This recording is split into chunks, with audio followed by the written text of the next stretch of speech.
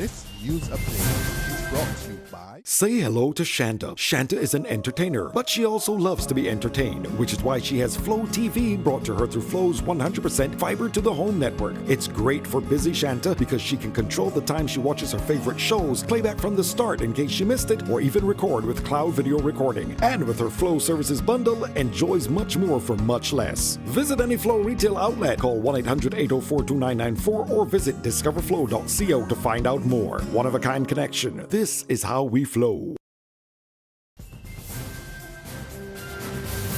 This is the Barbados Today evening news for Tuesday, June 7th. Thank you for joining us. I am Mary-Claire Williams. There were scenes of jubilation at primary schools across the island earlier today as students who sat this year's common entrance learned their results. The Ministry of Education made the announcement at a press conference this morning. Zachary Andrew Gill of St. Gabriel's is the top student overall and the top boy in this year's exam. He scored a total of 251.71A to pass for Queen's College. I feel very excited about this. I certainly was not expecting it, and I'm overall very happy. What was your preparation going into the exam? My preparation was very hard working, and I thank all of the teachers that helped me and the principal, and I thank that we did the extra lessons before because that really gave me a boost. Did you have to give up anything that you liked to prepare for this exam? I did have to give up some time, yes. Yeah, like games and sports and extra outings and stuff? Yes, I stopped playing squash, and I cut it down to once a week because I used to play twice. The top girl is Adia Giovanna Dean of St. Angela's School, and she got 249.24A, and she's headed to Harrison College. I used to make a lot of careless errors and a lot of things, so with everybody's support, they helped me to fix the errors and get better. How do you plan to celebrate? I don't know, actually, I really don't know. I guess I'll find out when my parents get here. Who would you like to thank throughout this whole process? Everybody, every teacher, every swim teacher, everybody, because if they didn't help me with my schoolwork, they helped with the character development or everything, so I just like to thank all of them. And still on the common entrance results, Jaden Greenidge of St. Cyprian's Boys School sat the exam 2 years early and passed for Harrison College. He showed little emotion but simply told Barbados Today that he was happy. His parents, Corey and Rochelle Greenidge, said they are over the moon. After a lot of hard work and a lot of getting behind him, we feel really good that he's done well. I'm actually very, very proud of him. He's been consistent and, blessed. And I thank God because he's blessed him with tremendous academic ability, which is clearly we're seeing now the results of it. Over at Charles F. Broome Primary, Khalil Vanderpool Nurse was on cloud 9 after he received a perfect score in mathematics. His parents, Trisha Vanderpool and Dwayne Nurse, said they're proud of their son. I feel elated, overjoyed, happy, just so exciting. I'm happy. I can't ask for anything more. I believe so, yes. He's always been a very strong math student, and I know that this is something that he really wanted. So he put his mind to it, he did the work, he checked over, and he got the results. And at Al-Fala, Tala Mohammed, another top performer in mathematics, said he was also proud of his achievement. Well, basically, all the tests is got all the exams every week and everything. Okay. Practice tests. Okay, was math your favorite or was English? I preferred maths. You prefer math? Okay, how did your teachers help you prepare? She basically she would explain the subjects and everything, and we used to do practice tests every week. She used to give us tests every week, and wherever we got wrong, she used to explain it, so we used to be able to understand after we made the errors. Okay, did you want to continue at this school or which school was your choice? I put Queen's College first, but basically it's my father's decision. There were complaints that the mathematics exam was difficult, but Education Minister Ronald Jones said he was satisfied the students could handle the test. 3 students, all boys, achieved perfect scores in maths. One would have heard as well, even from that day, there were 1 or 2 challenging aspects to the exam. But it has been shown that it is a matter of preparation. how deep you prepare yourself, how committed you stay to realizing where you want to go within the context of how you perform. And we make comments from time to time both about this or any other exam. Readiness, preparation, all of that will come into play as you go about your examinations.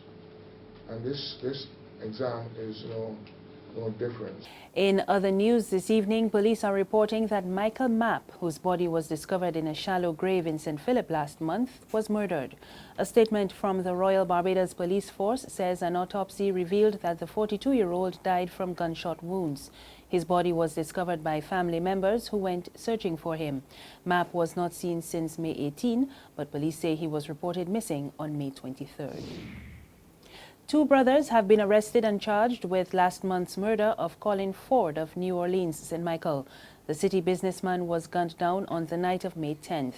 Police say St. Michael residents, 28-year-old Chris Avian Amal Lord and Adisa Dion Mitchell, aged 20, are due to appear in the District A Magistrates Court tomorrow. There's regional and international news after this short break. Secure your future, be financially strong.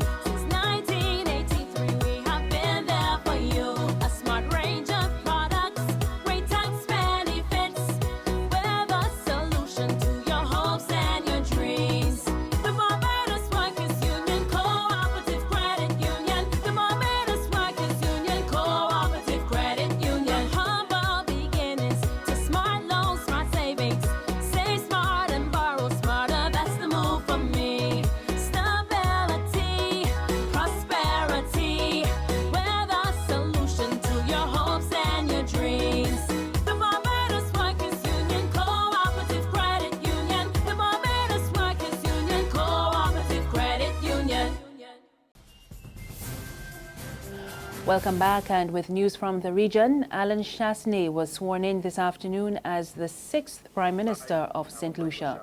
Chastanet's United Workers' Party won 11 seats in Monday's election, while the St. Lucia Labour Party secured 6. The economist and hotelier took the oath of office before Dame Perlette Louisi, the Governor-General, at Government House on the outskirts of the capital, Castries, and he pledged to unite the country following Monday's poll. We humbly accept the overwhelming mandate you have given to us to oversee and administer the affairs of state for the next 5 years. I wish to congratulate all 17 duly elected members of the new Parliament of St. Lucia, as well as to commiserate with those on both sides of the political divide who were not successful in this occasion. The will of the people was to give the United Workers' Party an opportunity to pursue policies and programs aimed at improving the standard of living and the quality of life for all St. Lucians. For this ambitious goal to be achieved, I will require the cooperation and full support of all St. Lucians. It is for this reason I wish to signal from the onset my desire to foster a far more cooperative and collaborative relationship with all interests in society, including the official opposition. The European Court of Justice has ruled that migrants illegally entering a member state of the EU should not be jailed on those grounds, but they should instead be returned to the country which they came from under the so-called Return Directive. The ruling applies to migrants crossing borders within the passport-free area and on leaving the zone. The ruling was triggered by the case of a Ghanaian migrant who was found by French police to be using false Belgian travel documents at the entrance to the Channel Tunnel. Selina Affam was placed in police custody on grounds of illegal entry into French territory, but argued that the detention was unlawful in light of the EU's Return Directive. And finally, a former garbage collector who was convicted of serial murders in Los Angeles has been sentenced to death. Lonnie David Franklin Jr. committed the crimes between 1985 and 2007. He would dump his victims' bodies in alleyways. We get more in this BBC report. These are the faces of Lonnie David Franklin Jr.'s victims.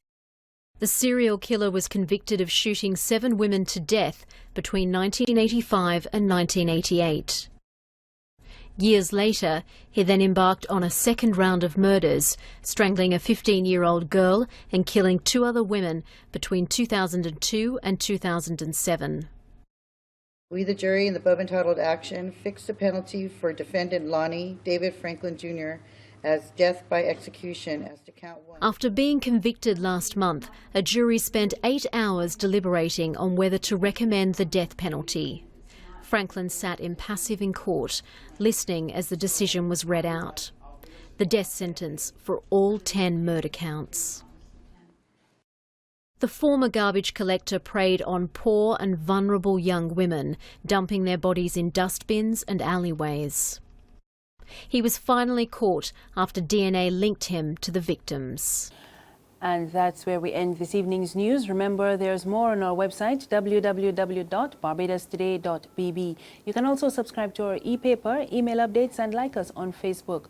We're on Izumi Media in bus terminals and Screenplay at supermarkets and gas stations near you. You can also tune into Channel 99 on Flow TV or Mix 96.9 FM for more news. I am Mary Claire Williams. Good evening.